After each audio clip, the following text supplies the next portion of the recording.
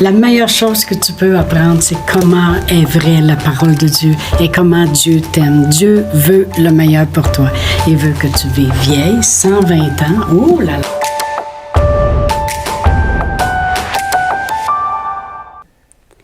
Bonjour, bienvenue à Inspiration. Eh bien, nous aurons une belle semaine, cette semaine encore une fois. Et le sujet que j'ai est très important, qui s'intitule « La bénédiction sans chagrin ».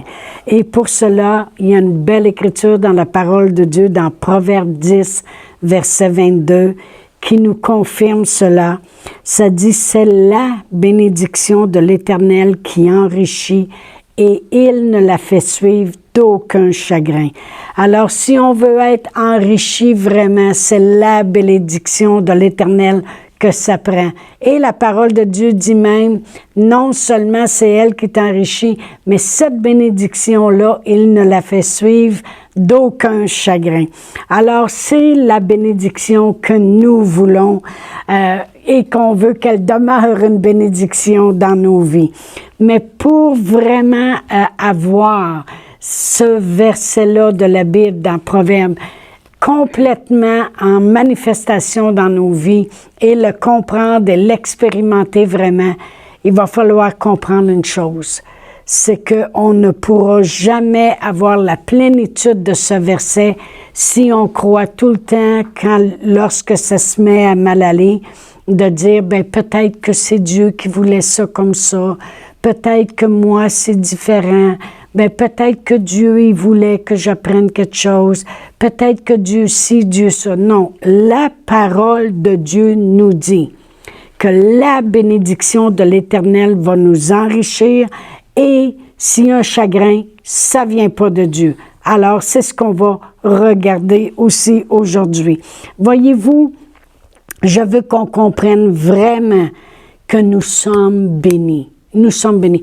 Quand Dieu a créé Adam et Ève dans Genèse, au commencement de la parole de Dieu, la première chose qu'il a dit, faisons l'homme à notre image et à notre ressemblance et qu'il domine.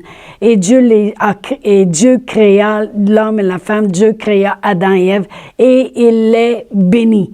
Voyez-vous, la bénédiction de l'Éternel venait de les enrichir, il venait de préparer toute la terre au complet pour eux. Il y a eu du chagrin qui est venu, mais ça n'allait pas avec la bénédiction de l'Éternel. Le chagrin est venu parce qu'ils ont désobéi. Comprenez-moi, c'est la bénédiction de l'Éternel qui enrichit et il ne la fait suivre d'aucun chagrin. Mais nous devons comprendre que Dieu nous veut bénis. Lorsqu'il créa Adam et Ève, il les bénit. Pourquoi? Parce qu'il nous veut bénis. Lorsqu'il parla à Abraham et lui dit, pars, va-t'en dans l'endroit où je te montrerai. Et il a dit à Abraham, si tu obéis, voici les bénédictions qui seront ton partage. Et toutes les familles de la terre seront bénies en toi, Abraham. Voyez-vous, Dieu est intéressé à bénir. Lorsqu'il parlait à Moïse et qui a sorti le peuple de l'esclavage qui était en Égypte et qui les a fait passer la mer Rouge et tout, Dieu, après ça, parlait à Moïse, puis il a dit, je place devant toi la bénédiction puis la malédiction, la vie puis la mort. Mais toi, choisis la bénédiction. Voyez-vous, Dieu place toujours ce qu'il veut pour nous. Il nous bénit. Dans Proverbe 10, 6, la parole de Dieu dit, il y a des bénédictions sur la tête du juste. Et vraiment, Jésus est venu pour nous justifier.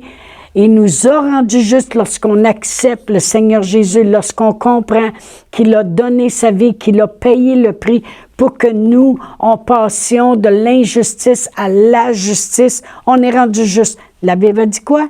Il y a des bénédictions alors sur notre tête. Voyez-vous, Dieu nous veut bénis. Et il faut, si on croit ces choses, si on croit la parole de Dieu, on va savoir une chose, Dieu nous veut bénis. Alors, s'il nous veut bénis, sachons que cette bénédiction-là va nous enrichir et il va la faire suivre d'aucun chagrin.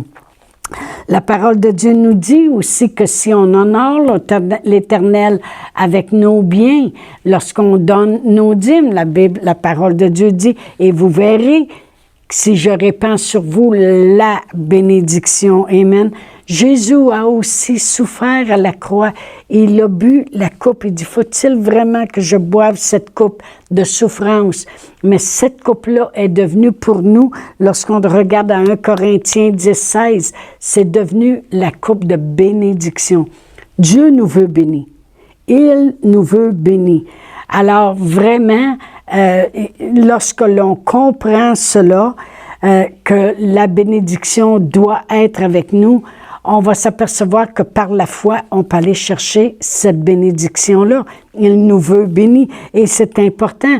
Voyez-vous, dans Romains 1, 17, la parole de Dieu dit « Le juste vivra par la foi ». Alors, vivre par la foi, c'est ce que Dieu s'attend. Il s'attend que le juste va marcher sur la terre par la foi. Et par la foi, c'est faire confiance. Si moi, j'ai foi en quelqu'un, je lui fais confiance. J'ai foi en Dieu, je lui fais confiance. Alors, si le juste marche sur la terre par la foi, il va marcher en faisant confiance à Dieu. Et la confiance qu'il met en Dieu amène sur nous la bénédiction. Mais cette confiance, vraiment, c'est quoi? Lorsqu'on dit être béni, le monde dit, c'est quoi être béni? C'est se faire du bien.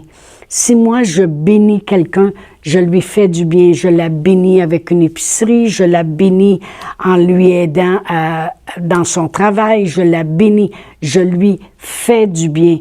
Voyez-vous, c'est facile de faire confiance quand on sait que la personne veut nous faire du bien. Moi, mon mari, c'était facile dans ma vie, même s'il partait beaucoup, de lui faire confiance. Pourquoi? Parce que je savais qu'il me voulait bénir. Il me faisait du bien. Lorsque du bien nous est fait, c'est facile de faire confiance à Dieu. Mais sachez une chose, Dieu nous veut bénir. Il veut nous faire du bien, puis il veut pas que ça vire en chagrin, autrement dit. Il veut pas que cette bénédiction-là devienne du chagrin. Alors, il y a des raisons pour cela. Voyez-vous, on a parlé dans les semaines passées et on va en parler dans les semaines plus tard. Vous entendrez encore parler de la foi parce que c'est un sujet qui est très important. On a vu que la foi vient d'entendre la parole de Dieu dans Romains 10, 17. La foi vient d'entendre et entendre et entendre. C'est un mot répétitif. On a vu que la foi, il faut la confesser. Dans Romains 10, versets 9 et 10, si tu confesses le Seigneur Jésus, puis si tu crois dans ton cœur, tu seras sauvé. La foi, il faut la confesser. On a vu aussi que la foi demande une action correspondante. On a vu ça dans Jacques 2, 26, que la foi demande une action correspondante. Mais voyez-vous, notre foi pour obtenir la bénédiction, de faire confiance à Dieu, notre foi, faire confiance à Dieu, qu'il va nous faire du bien, qu'il nous veut bénir, doit être absolument accompagné de la guidance du Saint-Esprit. Et c'est là que bien des fois, la bénédiction vient dans nos vies parce que Dieu nous veut bénir. Depuis le commencement des temps, il a toujours travaillé à amener la bénédiction à nous. Dieu nous veut bénir, c'est un fait accompli. Et Jésus nous a bénis. Alors, merci Seigneur. Mais cette bénédiction-là qui est de nous faire du bien, elle vient de Dieu et il dit, elle va être suivie d'aucun chagrin. Puis pourtant, il y a des fois, on voit des gens qui ont une bénédiction, puis après ça, il y a du chagrin. Qu'est-ce qui s'est passé? Qu'est-ce qui s'est passé vraiment? C'est qu'il a manqué de la guidance du Saint-Esprit concernant cette bénédiction-là. Je vais vous donner un exemple.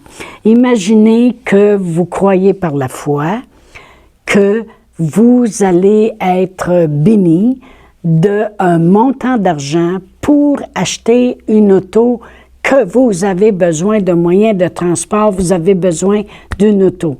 Alors, la bénédiction va venir par votre foi. Par votre foi, vous allez obtenir un bienfait, une bénédiction. Tout d'un coup, vous avez l'argent pour ça. Alors, vous avez agi par la foi, quelqu'un arrive, il vous bénit, parce que Dieu lui a parlé, Dieu il passe au travers les gens, vous avez l'argent, puis là, vous partez en courant, puis vous allez au premier garage, vous achetez une auto avec l'argent que vous avez, et au bout d'un mois, vous vous apercevez que c'est presque un cancer, qu'il y a toutes sortes de choses qui vont mal dans l'auto, puis là, il y a un grand chagrin qui vient dans votre vie. Et à ce moment-là, vous dites, je comprends pas, le Seigneur, il m'avait béni. Oui, Dieu avait béni. Tu avais eu une bénédiction qui est venue par ta foi.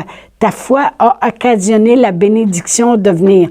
Mais la raison qu'elle a tourné en chagrin, c'est qu'il aurait fallu que tu attendes la guidance du Saint-Esprit pour agir sur cette bénédiction-là, qui aurait demeuré à ce moment-là une bénédiction.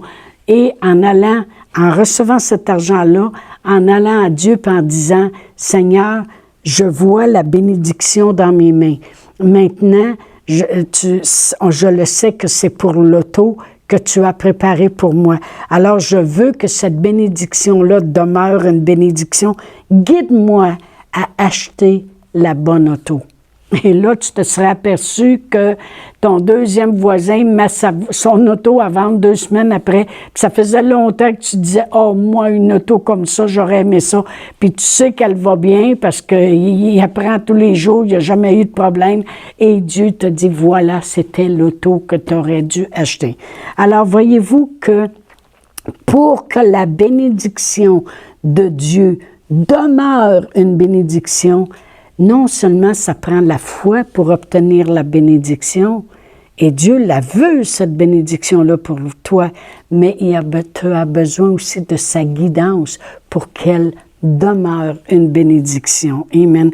Alors, si je veux que la bénédiction demeure une bénédiction, je devrais apprendre à être conduit par l'Esprit. Je devrais apprendre à entendre sa voix, à être guidé, à être au bon endroit, à faire les bonnes choses. Dieu sait tout, puis le Saint-Esprit connaît Dieu, il connaît les choses, il connaît tout, il connaît même qu'est-ce qui va te faire plaisir le plus, puis qu'est-ce qui fonctionne pour toi. Amen. Alors, on veut cette bénédiction qui va rester une bénédiction.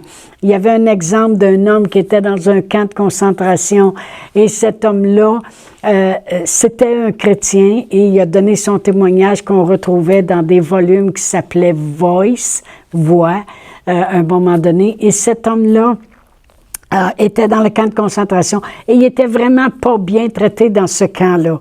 Et de temps en temps, il prenait un groupe d'hommes de ce camp de concentration, il les emmenait pour une journée dans un autre camp pour travailler, puis il les ramenait après ça le soir. Et dans l'autre camp, ils étaient tellement mieux traités. Alors lui, il a décidé d'avoir la bénédiction de l'Éternel. Il a cru par la foi que Dieu le bénirait et il m'a sorti de ce camp-là, puis je vais être transféré dans l'autre camp à côté. Et il lâchait pas. Puis même si ça prenait du temps, il lâchait pas. Puis la raison que ça prenait du temps, c'est qu'il y avait une raison. Mais finalement, Dieu a dû répondre à sa foi parce que sa foi était déterminée, il persévérait. Et Dieu doit répondre à la foi. Et il a transféré de camp. Et après avoir été transféré, quelques semaines plus tard, le camp où il était a fermé, puis ont libéré tous les prisonniers, tandis que lui est resté presque 2 ans de plus dans l'autre camp, même s'il était bien traité. Alors, voyez-vous, la guidance, sa foi lui a donné une bénédiction, lui a donné ce qu'il demandait. Il a été béni, il a reçu ce qu'il croyait.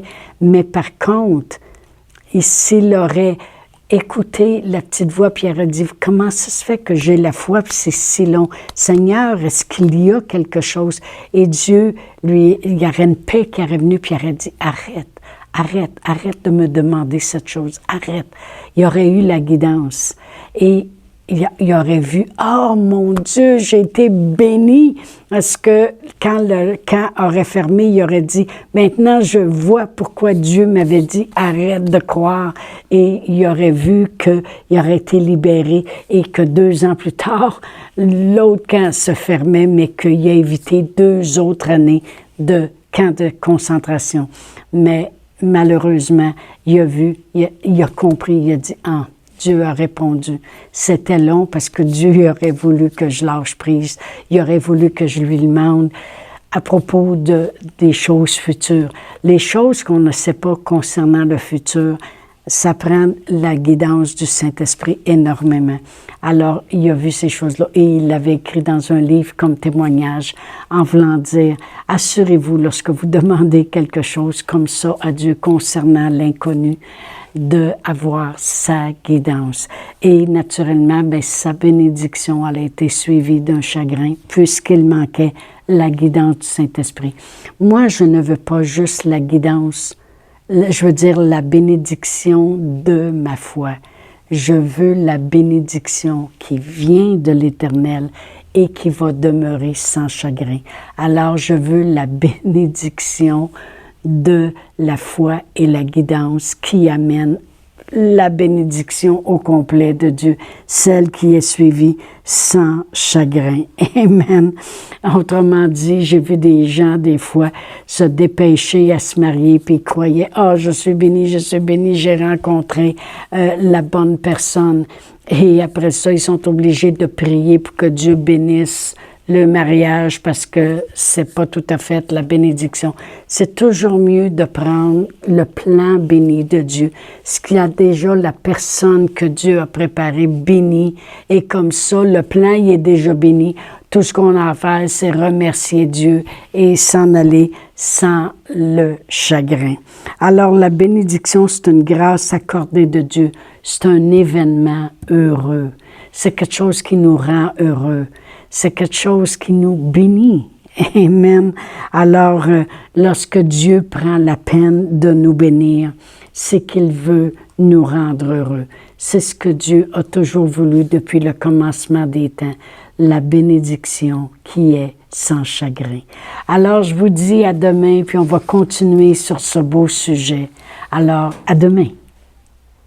Chantal Paulus est avec vous tous les jours du lundi au vendredi sur Facebook et YouTube. Vous pouvez écrire à Chantal en privé sur Messenger. Si vous avez manqué une capsule, retrouvez-la sur la section vidéo de Facebook ou sur YouTube si vous désirez faire un don par Interac.